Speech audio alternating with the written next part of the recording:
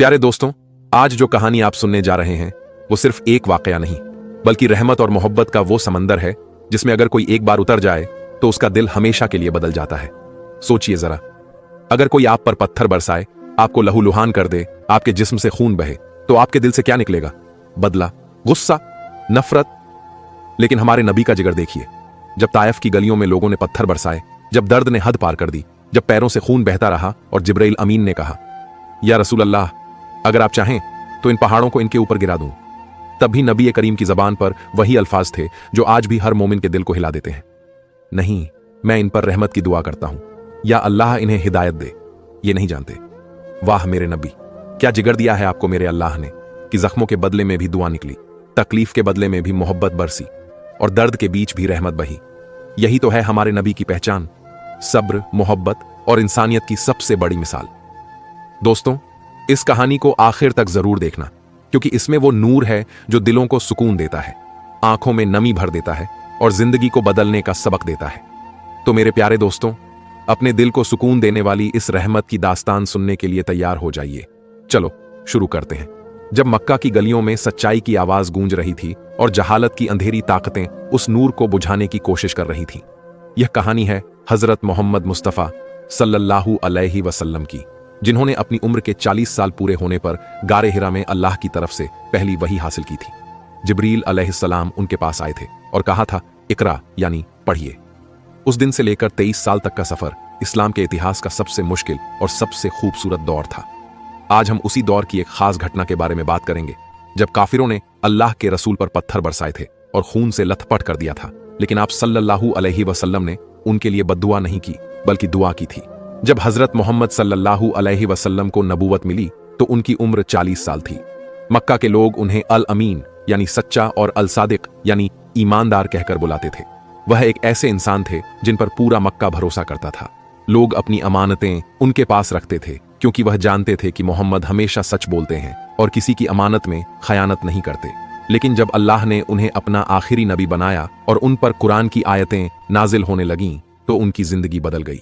अब उनका काम था लोगों को एक अल्लाह की इबादत की तरफ बुलाना और उन्हें बुतों की पूजा से रोकना। यह संदेश मक्का के सरदारों को पसंद नहीं आया, क्योंकि उनकी दौलत और इज्जत का बहुत बड़ा हिस्सा काबा के चारों तरफ रखे हुए 360 बुतों से जुड़ा हुआ था। लोग दूर दूर से आकर इन बुतों की पूजा करते थे और मक्का के सरदारों को इससे फायदा होता था। अगर लोग एक अल्लाह को मानने लगें तो इन बुतों की कोई अहमियत नहीं रहेगी और उनका धंधा बंद हो जाएगा। इसलिए मक्का के सरदार जैसे अब्बू जहल, अब्बू लहब, उकबा बिन अब्बी मुईत, वलीद बिन मुगीरा और दूसरे बड़े लोग इस्लाम के सबसे बड़े दुश्मन बन गए। शुरुआत में हजरत मोहम्मद सल्लल्लाहु अलैहि वसल्लम ने चुपचाप अपने करीबी लोगों को इस्लाम की दावत दी। सबसे पहले उनकी बीवी हजरत खदीजा रजी अल्लाहु अन्हा ने इस्लाम कबूल किया। फिर उनके करीबी दोस्त हजरत अबू बकर सिद्दीक रजी अल्लाहु अन्हु मुसलमान हुए। उनके चचेरे भाई और दामाद हजरत अली रजी अल्लाहु अन्हु ने भी इस्लाम कबूल किया। धीरे धीरे कुछ और लोग भी मुसलमान होते गए। 3 साल तक यह दावत चुपचाप चलती रही, लेकिन फिर अल्लाह की तरफ से हुक्म आया कि अब खुलकर लोगों को इस्लाम की दावत दो। इस हुक्म के बाद हजरत मोहम्मद सल्लल्लाहु अलैहि वसल्लम ने कोहे सफा पर चढ़कर पूरे मक्का को आवाज दी। जब लोग जमा हुए तो आपने उनसे पूछा कि अगर मैं तुमसे कहूं कि इस पहाड़ के पीछे एक फौज आ रही है तो क्या तुम मेरी बात मानोगे? सभी लोगों ने कहा, हां, हम मानेंगे, क्योंकि हमने आपको कभी झूठ बोलते नहीं देखा। तब आप सल्लल्लाहु अलैहि वसल्लम ने कहा कि मैं तुम्हें अल्लाह के अजाब से डराने वाला हूं। मैं तुम्हें बताता हूं कि अगर तुमने बुतों को छोड़कर एक अल्लाह की इबादत नहीं की तो तुम पर सख्त अजाब आएगा। यह सुनकर अब्बू लहब गुस्से में बोला, तब्बल लक यानी तुम्हारा बुरा हो, क्या इसीलिए तुमने हमें यहां बुलाया था?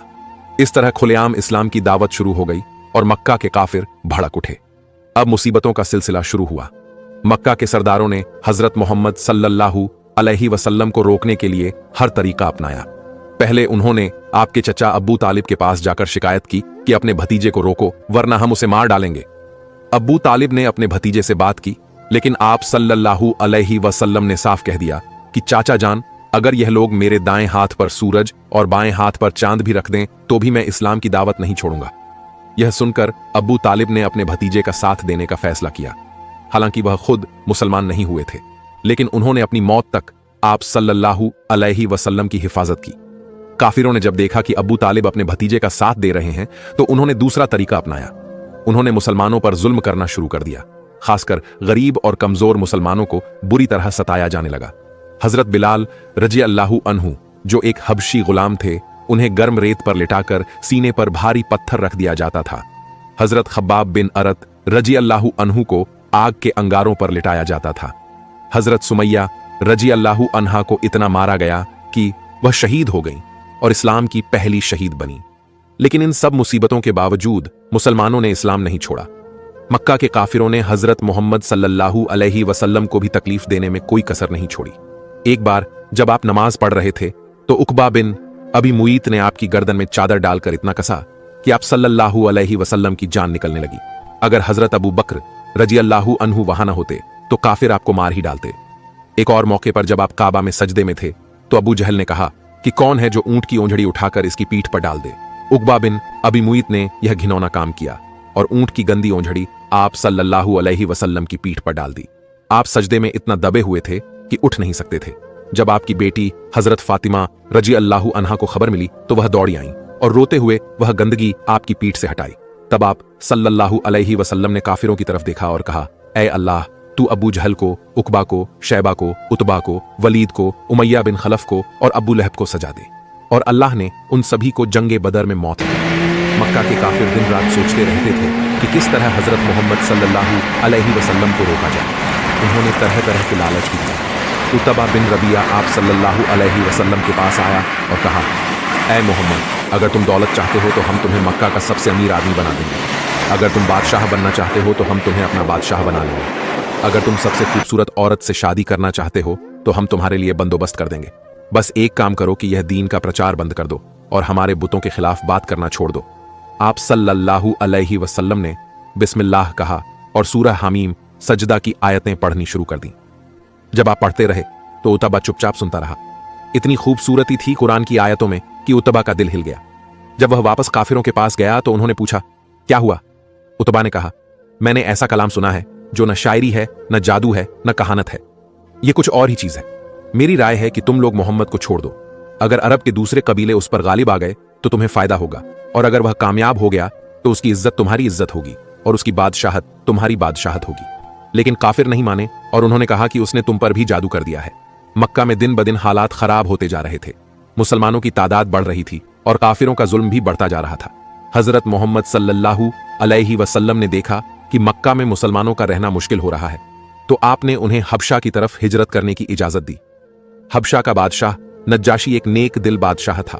कुछ मुसलमान हबशा चले गए, लेकिन आप सल्लल्लाहु अलैहि वसल्लम मक्का में ही रहे और इस्लाम की दावत देते रहे। काफिरों ने जब देखा कि लोग मक्का छोड़कर जा रहे हैं तो उन्होंने और सख्त रुख अपनाया। बनी हाशिम और बनी मुत्तलिब, जो कि आप सल्लल्लाहु अलैहि वसल्लम के खानदान थे, उन्हें शेबे अबी तालिब में बंद कर दिया गया। यह एक तरह की इकोनॉमिक बाइकॉट था। 3 साल तक मुसलमान उस घाटी में भूखे प्यासे रहे। उनके साथ कोई खरीदो फरोख्त नहीं करता था, उनसे कोई शादी ब्याह नहीं करता था। बच्चों के रोने की आवाजें घाटी से बाहर तक सुनाई देती थीं। पेड़ों की पत्तियां और चमड़ा उबाल कर खाया जाता था। यह बहुत सख्त दौर था, लेकिन मुसलमानों ने सब्र किया और इस्लाम नहीं छोड़ा। आखिरकार 3 साल बाद कुछ नेक दिल काफिरों ने इस बाइकॉट को खत्म करवाया और मुसलमान घाटी से बाहर आ सके। लेकिन मुसीबतें खत्म नहीं हुई।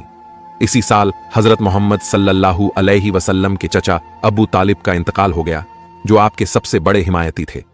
और कुछ ही दिनों बाद आपकी प्यारी बीवी हजरत खदीजा रजी अल्लाहु अन्हा भी इस दुनिया से चली गईं। ये दोनों ऐसे लोग थे जो हर मुश्किल में आप सल्लल्लाहु अलैहि वसल्लम का साथ देते थे। इस साल को आमुल हुज्न यानी गम का साल कहा जाता है। अब आप सल्लल्लाहु अलैहि वसल्लम बिल्कुल अकेले हो गए थे। अबू तालिब की मौत के बाद काफिरों को खुली छूट मिल गई और उन्होंने और भी ज्यादा सख्ती शुरू कर दी। हालात इतने खराब हो गए कि मक्का में रहना मुश्किल हो गया। आप सल्लल्लाहु अलैहि वसल्लम ने सोचा कि शायद मक्का के बाहर कहीं और जाकर इस्लाम की दावत दी जाए तो लोग समझेंगे। इसलिए आप सल्लल्लाहु अलैहि वसल्लम ने तायफ जाने का फैसला किया। तायफ मक्का से तकरीबन 60 मील दूर एक शहर था। वहां बनी सकीफ का कबीला रहता था। यह लोग अमीर और ताकतवर थे। उनके यहां अंगूर के बाग थे और कारोबार अच्छा चलता था। तायफ में एक बहुत बड़ा बुत था जिसका नाम लात था। लोग दूर दूर से आकर इस बुत की पूजा करते थे। हजरत मोहम्मद सल्लल्लाहु अलैहि वसल्लम अपने आजाद किए हुए गुलाम हजरत जैद बिन हारिसा रजी अल्लाहु अन्हु के साथ तायफ की तरफ चल पड़े। रास्ता लंबा और मुश्किल था। गर्मी का मौसम था और धूप बहुत तेज थी, लेकिन आप सल्लल्लाहु अलैहि वसल्लम का इरादा पक्का था कि ताइफ के लोगों को इस्लाम की दावत देनी है। जब आप ताइफ पहुंचे तो वहां के 3 सरदार थे जो 3 भाई थे, अब्दयाल, मसूद और हबीब, जो कि अम्र बिन उमैर के बेटे थे। आप सल्लल्लाहु अलैहि वसल्लम उन तीनों के पास गए और उन्हें बैठकर इस्लाम का पैगाम दिया। आपने उन्हें बताया कि बुतों की पूजा छोड़ दो और एक अल्लाह की इबादत करो। आपने उन्हें कुरान की आयतें सुनाई और बड़े प्यार से समझाया, लेकिन उन तीनों ने आपकी बात सुनने से इनकार कर दिया। पहले भाई ने कहा, क्या अल्लाह ने तुझसे बेहतर किसी को नहीं मिला कि उसने तुझे नबी बना दिया? दूसरे भाई ने कहा, मैं काबा का पर्दा फाड़ डालूंगा अगर तू सच में अल्लाह का रसूल है। तीसरे भाई ने कहा, अल्लाह की कसम, मैं तुझसे कभी बात नहीं करूंगा। अगर तू सच में नबी है तो तू इतना बड़ा है कि मैं तुझसे बहस करूं, और अगर तू झूठा है तो तू इतना नीच है कि मैं तुझसे बात करूं।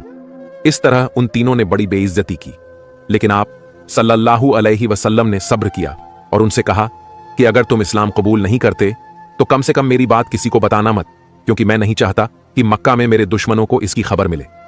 लेकिन उन तीनों ने यह बात भी नहीं मानी। उन्होंने उल्टा ताइफ के आवारा लोगों और शरारती लड़कों को आप सल्लल्लाहु अलैहि वसल्लम के पीछे लगा दिया। उन लोगों ने आपको 2 कतारों में खड़ा कर दिया और आप जब बीच से गुजरते तो दोनों तरफ से पत्थर मारते। यह लोग इतने बेरहम थे कि उन्हें जरा भी तरस नहीं आया। हजरत मोहम्मद सल्लल्लाहु अलैहि वसल्लम पत्थरों की बारिश में चलते रहे। पत्थर आपके चेहरे पर लगते, सर पर लगते, पीठ पर लगते, पैरों पर लगते। आपके पैरों में जूते थे, लेकिन इतने पत्थर पड़े कि जूते खून से भर गए। खून जमकर जूते से चिपक गया। आपका पूरा जिस्म लहूलुहान हो गया। हजरत जैद बिन हारिसा रज़ियल्लाहु अन्हु आपको बचाने की कोशिश कर रहे थे। वह आपके ऊपर झुककर आने वाले पत्थरों को रोकने की कोशिश करते, लेकिन पत्थर इतने ज्यादा थे कि उनका भी सर फट गया। यह सिलसिला तकरीबन 3 मील तक चला। ताइफ के लोग आपको शहर से बाहर तक मारते हुए ले गए। जब आप शहर से बाहर निकले तब जाकर वह लोग लौटे। आप सल्लल्लाहु अलैहि वसल्लम इतने थक गए थे और इतना खून बह गया था कि आप चल नहीं पा रहे थे। हजरत जैद रज़ियल्लाहु अन्हु ने आपको एक बाग में ले जाकर एक दीवार के साए में बिठा दिया। यह बाग उतबा और शैबा बिन रबिया का था, जो मक्का के बड़े काफिर सरदार थे। आप सल्लल्लाहु अलैहि वसल्लम वहां बैठ गए और अपनी तकलीफ भूलकर अल्लाह से दुआ मांगने लगे। यह दुआ इतनी मशहूर है कि आज तक मुसलमान इसे पढ़ते हैं। आप सल्लल्लाहु अलैहि वसल्लम ने कहा, ऐ अल्लाह, मैं तेरे सामने अपनी कमजोरी की शिकायत करता हूं। मेरे पास ताकत नहीं है और मेरा कोई सहारा नहीं है। लोगों की नजर में मैं बेइज्जत हो गया हूं। ऐ सबसे ज्यादा रहम करने वाले, तू कमजोरों का रब है और तू मेरा भी रब है। तू मुझे किसके हवाले करेगा?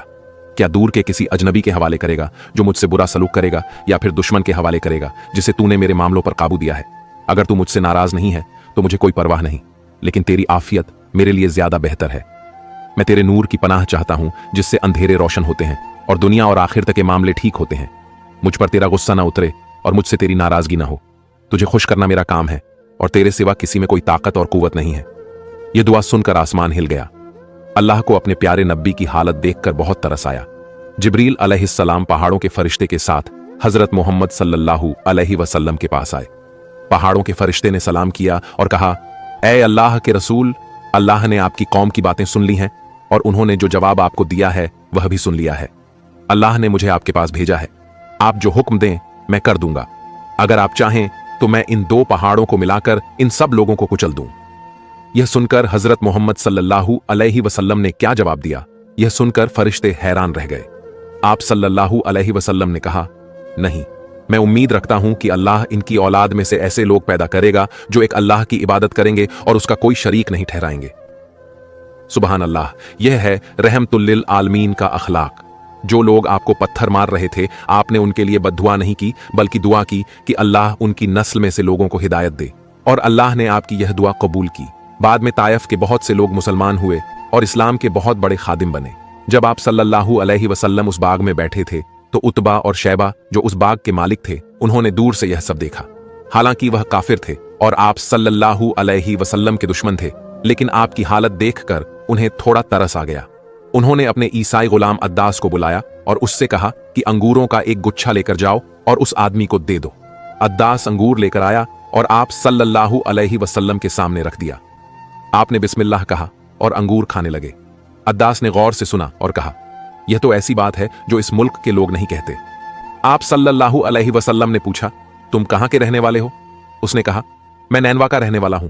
आपने कहा, तुम यूनुस बिन मत्ता के शहर से हो। अद्दास हैरान हुआ और बोला, आप यूनुस को कैसे जानते हैं? आप सल्लल्लाहु अलैहि वसल्लम ने कहा, वह मेरे भाई थे, वह नबी थे और मैं भी नबी हूं। यह सुनते ही अद्दास झुका और आप सल्लल्लाहु अलैहि वसल्लम के सर को चूमा, आपके हाथों को चूमा और आपके पैरों को चूमा। उतबा और शैबा यह देखकर घबरा गए कि कहीं उनका गुलाम भी मुसलमान ना हो जाए। उन्होंने उसे वापस बुला लिया। कुछ देर आराम करने के बाद हजरत मोहम्मद सल्लल्लाहु अलैहि वसल्लम और हजरत जैद रजी अल्लाहु अन्हु वापस मक्का की तरफ चल पड़े। रास्ते में एक जगह आपने रात गुजारी। वहां नखला नाम की जगह थी। रात में आप तहज्जुद की नमाज पढ़ रहे थे और कुरान की तिलावत कर रहे थे। उसी वक्त जिन्हों का एक गिरोह उधर से गुजर रहा था। उन्होंने कुरान की आवाज सुनी और चुपचाप खड़े होकर सुनने लगे। जब आप तिलावत खत्म कर चुके तो वह जिन्न अपनी कौम की तरफ लौट गए और उन्हें भी इस्लाम की दावत दी। इस तरह जिन्न भी मुसलमान हुए। अल्लाह ने इसका जिक्र कुरान में किया है। जब आप मक्का के करीब पहुंचे तो सोचने लगे कि अब मक्का में कैसे जाएं। मक्का के काफिर तो पहले ही दुश्मन हैं और अगर उन्हें ताइफ की घटना का पता चल गया तो वह और भी ज्यादा दुश्मनी पर उतर आएंगे। आप सल्लल्लाहु अलैहि वसल्लम ने हजरत जैद रजी अल्लाहु अन्हु को मक्का भेजा कि किसी की पनाह लेकर आओ, तभी हम शहर में दाखिल हो सकते हैं। उस वक्त अरबों में यह रिवाज था कि अगर कोई ताकतवर आदमी किसी को अपनी पनाह दे दे तो उस पर कोई हमला नहीं कर सकता था। हजरत जैद रजी अल्लाहु अन्हु ने पहले अखनस बिन शरीक के पास पैगाम भेजा। उसने इनकार कर दिया। फिर सुहैल बिन अम्र के पास गए, उसने भी मना कर दिया। आखिर में मुतिम बिन अदी के पास गए। मुतिम एक शरीफ आदमी था। उसने कहा, हां, मैं मोहम्मद को अपनी पनाह देता हूं। उसने अपने बेटों और भतीजों को हथियार पकड़ाए और काबा के पास खड़ा कर दिया। फिर उसने हजरत मोहम्मद सल्लल्लाहु अलैहि वसल्लम को बुलाया। आप सल्लल्लाहु अलैहि वसल्लम मक्का में दाखिल हुए और सीधे काबा गए। वहां तवाफ किया और 2 रकात नमाज पढ़ी। अब्बू जहल और दूसरे काफिर यह सब देख रहे थे, लेकिन मुतिम की पनाह की वजह से वह कुछ नहीं कर सके। बाद में जंगे बदर से पहले मुतिम का इंतकाल हो गया। जंगे बदर के बाद जब काफिरों के कैदी पकड़े गए तो हजरत मोहम्मद सल्लल्लाहु अलैहि वसल्लम ने फरमाया कि अगर मुतिम बिन अदी जिंदा होता और मुझसे इन कैदियों के बारे में सिफारिश करता तो मैं उसकी खातिर इन सबको छोड़ देता। यह था आप सल्लल्लाहु अलैहि वसल्लम का अखलाक कि आपने मुतिम के एहसान को नहीं भुलाया। ताइफ से वापस आने के बाद भी मक्का में हालात वैसे ही रहे। मुसलमानों पर जुल्म जारी रहे। काफिर कोई मौका नहीं छोड़ते थे जब वह हजरत मोहम्मद सल्लल्लाहु अलैहि वसल्लम और उनके साथियों को तकलीफ ना पहुंचाएं। लेकिन आप सल्लल्लाहु अलैहि वसल्लम ने हिम्मत नहीं हारी। आप रोज काबा जाते और लोगों को इस्लाम की दावत देते। हज के मौसम में जब दूर दूर से लोग आते तो आप उन्हें भी इस्लाम का पैगाम पहुंचाते। आप अलग अलग कबीलों के पास जाते और उन्हें बताते कि बुतों को छोड़ दो और एक अल्लाह की इबादत करो। ज्यादातर लोग आपकी बात नहीं मानते थे। कुछ लोग बुरा भला कहते थे, कुछ मजाक उड़ाते थे, लेकिन आप सल्लल्लाहु अलैहि वसल्लम ने कभी हार नहीं मानी। आप रात दिन मेहनत करते रहे। आपका यकीन था कि एक दिन अल्लाह जरूर कामयाबी देगा। और फिर एक दिन वह वक्त आया जब अल्लाह ने अपने नबी को दिलासा दिया। यह था इजरा और मेराज का वाकया।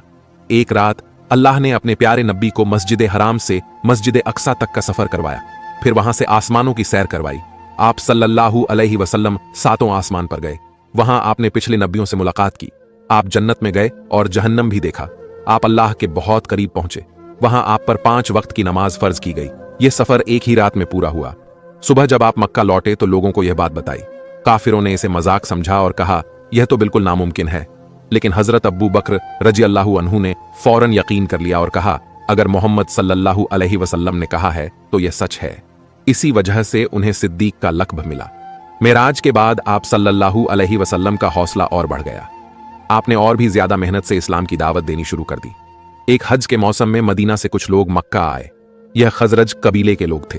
हजरत मोहम्मद सल्लल्लाहु अलैहि वसल्लम उनसे मिले और उन्हें इस्लाम की दावत दी। उन लोगों ने आपकी बात सुनी और उन्हें अच्छी लगी। मदीना में यहूदी रहते थे और वह लोग अक्सर कहते थे कि एक नबी आने वाला है। खजरज के लोगों ने सोचा कि शायद यही वह नबी है। उन्होंने इस्लाम कबूल कर लिया और मदीना वापस चले गए। अगले साल हज के मौसम में 12 आदमी मदीना से आए। उन्होंने हजरत मोहम्मद सल्लल्लाहु अलैहि वसल्लम से अकबा नाम की जगह पर मुलाकात की और बैत की। इसे पहली बैत अकबा कहा जाता है। उन्होंने वादा किया कि हम अल्लाह के साथ किसी को शरीक नहीं करेंगे, चोरी नहीं करेंगे, जिना नहीं करेंगे, अपनी औलाद को कत्ल नहीं करेंगे, झूठ नहीं बोलेंगे और किसी नेक काम में नाफरमानी नहीं करेंगे। हजरत मोहम्मद सल्लल्लाहु अलैहि वसल्लम ने हजरत मुसब बिन उमैर रज़ियल्लाहु अन्हु को उनके साथ मदीना भेज दिया ताकि वह लोगों को कुरान और इस्लाम की तालीम दे। हजरत मुसब रज़ियल्लाहु अन्हु मदीना में बहुत अच्छा काम किया। उन्होंने बहुत से लोगों को इस्लाम की दावत दी और बहुत से लोग मुसलमान हुए। मदीना में इस्लाम तेजी से फैलने लगा। अगले साल फिर हज का मौसम आया। इस बार मदीना से 75 आदमी और 2 औरतें आए। उनमें से ज्यादातर मुसलमान थे। उन्होंने रात के वक्त चुपचाप अक़बा में हजरत मोहम्मद सल्लल्लाहु अलैहि वसल्लम से मुलाकात की। यह दूसरी बैअत अक़बा थी। इस बार उन्होंने वादा किया कि हम आपकी हिफाजत करेंगे जिस तरह अपने बच्चों और औरतों की हिफाजत करते हैं। अगर इसमें हमारी जानें भी चली जाएं तो हम परवाह नहीं करेंगे। हजरत मोहम्मद सल्लल्लाहु अलैहि वसल्लम ने उनकी बैअत कबूल की और उनमें से 12 आदमियों को नकीब यानी लीडर बनाया।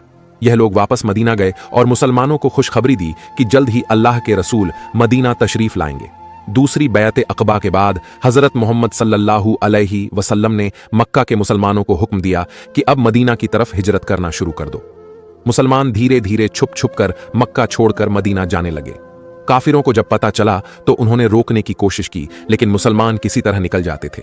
हजरत अब्बू बकर रजी अल्लाहु अन्हु और हजरत अली रजी अल्लाहु अन्हु को छोड़कर ज्यादातर मुसलमान मदीना चले गए। हजरत मोहम्मद सल्लल्लाहु अलैहि वसल्लम मक्का में रुके रहे और अल्लाह की इजाजत का इंतजार करने लगे। काफिर यह देखकर बहुत परेशान हो गए कि अब मुसलमान मदीना में जमा हो रहे हैं और वहां उनकी ताकत बढ़ रही है। उन्हें डर था कि कहीं मोहम्मद मदीना चले गए तो फिर वह वहां से एक बड़ी फौज लेकर आएंगे और मक्का पर हमला करेंगे। इसलिए उन्होंने एक खतरनाक मंसूबा बनाया। मक्का के सब बड़े काफिर दारुन नदवा में जमा हुए। यह वह जगह थी जहां वह अपने अहम फैसले लेते थे। अबू जहल ने कहा, अब बस एक ही रास्ता बचा है कि मोहम्मद को कत्ल कर दिया जाए। लेकिन सवाल यह था कि उन्हें कौन मारे। अगर कोई एक आदमी या एक कबीला उन्हें मारता तो बनी हाशिम बदला लेते। आखिर में उन्होंने एक योजना बनाई कि हर कबीले से एक एक नौजवान चुना जाए। वह सब मिलकर एक साथ हमला करेंगे और मोहम्मद को कत्ल कर देंगे। इस तरह खून का इल्जाम किसी एक कबीले पर नहीं आएगा और बनी हाशिम सब कबीलों से बदला नहीं ले सकते। यह योजना शैतान ने बनाई थी, जो उनके सामने एक बुजुर्ग की शक्ल में आया था। उन्होंने रात का वक्त तय किया और नौजवानों को चुना। यह लोग तलवारें लेकर हजरत मोहम्मद सल्लल्लाहु अलैहि वसल्लम के घर के बाहर छुप गए और इंतजार करने लगे कि जब वह सुबह घर से बाहर निकलेंगे तो सब मिलकर हमला कर देंगे। लेकिन अल्लाह अपने नबी की हिफाजत कर रहा था।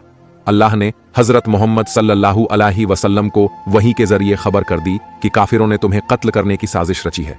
अल्लाह ने हुक्म दिया कि अब मक्का छोड़कर मदीना की तरफ हिजरत कर जाओ।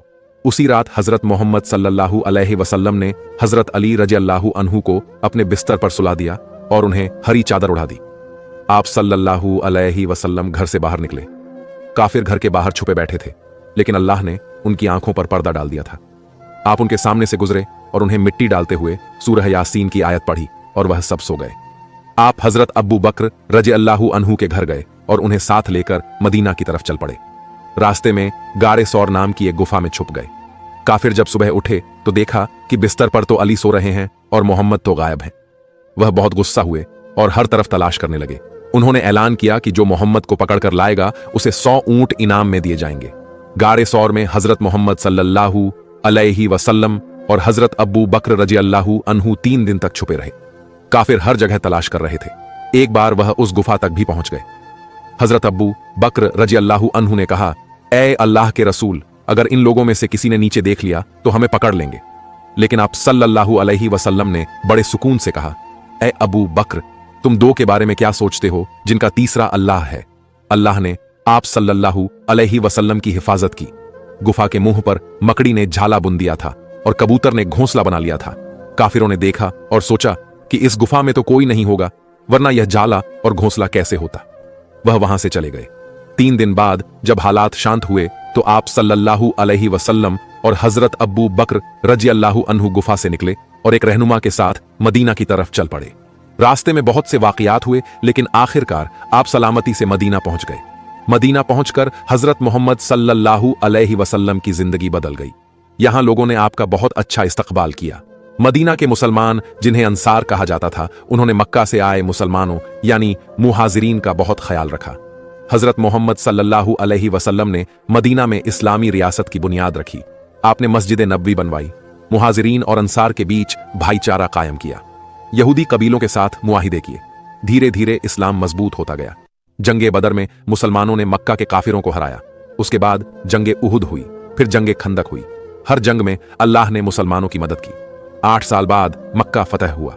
हजरत मोहम्मद सल्लल्लाहु अलैहि वसल्लम 10,000 मुसलमानों के साथ मक्का में दाखिल हुए। काबा से सारे बुत तोड़ दिए गए। वही लोग जो आप पर पत्थर फेंकते थे अब आपके सामने खड़े थे और सजा के मुंतजिर थे। लेकिन आप सल्लल्लाहु अलैहि वसल्लम ने सबको माफ कर दिया और कहा, जाओ, तुम सब आजाद हो। आज तुम पर कोई इल्जाम नहीं। यह था इस्लाम का इंसाफ, और रहमत तायफ के वाक़े से हमें बहुत सी बातें सीखने को मिलती हैं। पहली बात यह है कि अल्लाह के रास्ते में मुश्किलें आती हैं। हजरत मोहम्मद सल्लल्लाहु अलैहि वसल्लम अल्लाह के सबसे प्यारे नबी थे, लेकिन उन पर भी पत्थर फेंके गए, उन्हें भी बेइज्जत किया गया। लेकिन आप सल्लल्लाहु अलैहि वसल्लम ने हिम्मत नहीं हारी, आप अपने मकसद पर कायम रहे। यह हमें सिखाता है कि जब हम नेक काम करें तो मुश्किलों से घबराना नहीं चाहिए। दूसरी बात यह है कि सब्र का फल मीठा होता है। आप सल्लल्लाहु अलैहि वसल्लम ने सब्र किया और अल्लाह ने आपको कामयाबी दी। आज पूरी दुनिया में इस्लाम है और अरबों मुसलमान हैं। तीसरी बात यह है कि दुश्मनों के लिए भी दुआ करनी चाहिए। आप सल्लल्लाहु अलैहि वसल्लम ने जो लोग आपको पत्थर मार रहे थे उनके लिए बद्दुआ नहीं की, बल्कि उनकी हिदायत की दुआ की। यह है असली इस्लामी अखलाक। चौथी बात यह है कि अल्लाह अपने नेक बंदों की हिफाजत करता है। चाहे कितनी भी मुसीबत आए, अल्लाह अपने बंदों को अकेला नहीं छोड़ता। जब आप सल्लल्लाहु अलैहि वसल्लम बिल्कुल अकेले और मजबूर थे तो अल्लाह ने फरिश्ते भेजे और आपका हौसला बढ़ाया। पांचवीं बात यह है कि अल्लाह के रसूल सल्लल्लाहु अलैहि वसल्लम की जिंदगी में हर काम में हिकमत थी। आपने ताइफ जाने का फैसला किया क्योंकि मक्का में हालात बहुत खराब हो गए थे। आपने सोचा कि शायद ताइफ के लोग इस्लाम कबूल कर लें और मुसलमानों को सहारा मिल जाए। हालांकि ताइफ में भी बुरा वक्त गुजरा, लेकिन इसके बाद अल्लाह ने मदीना का रास्ता खोल दिया। छठी बात यह है कि दावत देना आसान नहीं है। इस्लाम की दावत देने के लिए बहुत हिम्मत और सब्र चाहिए। लोग मजाक उड़ाएंगे, बुरा भला कहेंगे, लेकिन दावत देने वाले को डटे रहना चाहिए। सातवीं बात यह है कि अल्लाह के रसूल सल्लल्लाहु अलैहि वसल्लम की सीरत हमारे लिए मिसाल है। हम भी अपनी जिंदगी में जब मुश्किलों का सामना करें तो आप सल्लल्लाहु अलैहि वसल्लम की सीरत से सबक लें और सब्र से काम लें। आठवीं बात यह है कि अल्लाह का प्लान सबसे बेहतर होता है। जब ताइफ के लोगों ने इस्लाम कबूल नहीं किया तो लगा कि यह एक नाकामी है, लेकिन अल्लाह के प्लान में यह एक बड़ी कामयाबी की तरफ कदम था। इसके बाद मदीना का रास्ता खुला और इस्लाम को एक मजबूत जगह मिल गई। नवीं बात यह है कि हर मुश्किल के बाद आसानी है। कुरान में अल्लाह फरमाता है इन्ना मल उसरी युसरा, यानी बेशक मुश्किल के साथ आसानी है। ताइफ की मुश्किल के बाद मदीना की आसानी आई। 10वीं बात यह है कि अल्लाह अपने नबियों को बहुत सी सिफात देता है जो दूसरों में नहीं होती। हजरत मोहम्मद सल्लल्लाहु अलैहि वसल्लम का सब्र, माफी और रहमत की मिसाल है। आपने किसी से बदला नहीं लिया, बल्कि सबको माफ कर दिया। 11वीं बात यह है कि इस्लाम की दावत देने के लिए अल्लाह के रसूल सल्लल्लाहु अलैहि वसल्लम ने हर तरीका अपनाया। आप अलग अलग कबीलों के पास गए। आप हज के मौसम में दूर से आने वाले लोगों को दावत देते थे। आप एक जगह से नाकाम होते तो दूसरी जगह जाते। यह सिखाता है कि दावत के काम में हार नहीं माननी चाहिए। 12वीं बात यह है कि मुश्किल वक्त में दुआ सबसे बड़ा हथियार है। जब ताइफ में सब कुछ गलत हो गया तो आप सल्लल्लाहु अलैहि वसल्लम ने अल्लाह से दुआ की और अल्लाह ने आपकी सुन ली। 13वीं बात यह है कि साथी की अहमियत बहुत होती है। हजरत ज़ैद बिन हारिसा रज़ियल्लाहु अन्हु आप सल्लल्लाहु अलैहि वसल्लम के साथ थे और उन्होंने आपको बचाने की पूरी कोशिश की। एक नेक साथी मुश्किल वक्त में बहुत काम आता है। 14वीं बात यह है कि अल्लाह के रसूल सल्लल्लाहु अलैहि वसल्लम का अखलाक इतना ऊंचा था कि काफिर भी आपकी इज्जत करते थे। उतबा और शैबा ने आपकी हालत देखकर अंगूर भिजवाए। मुतिम बिन अदी ने आपको पनाह दी। यह सब आपके अखलाक की वजह से हुआ। 15वीं बात यह है कि अल्लाह छोटी सी नेकी को भी बड़ा अजर देता है। अद्दास ने सिर्फ अंगूर दिए थे, लेकिन उसका नाम इतिहास में हमेशा के लिए लिख दिया गया। 16वीं बात यह है कि अल्लाह अपने नबी को तसल्ली देने के लिए मेराज जैसा अजीम वाकया दिखाया। इससे पता चलता है कि अल्लाह अपने नेक बंदों का ख्याल रखता है और उन्हें दिलासा देता है।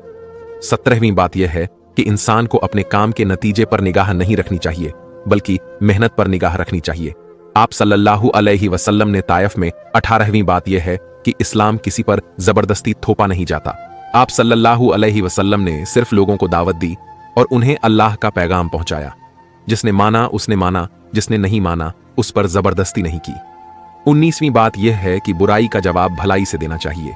जो लोग आपको पत्थर मार रहे थे, आपने उनके लिए दुआ की। यह इस्लाम का असली अखलाक है।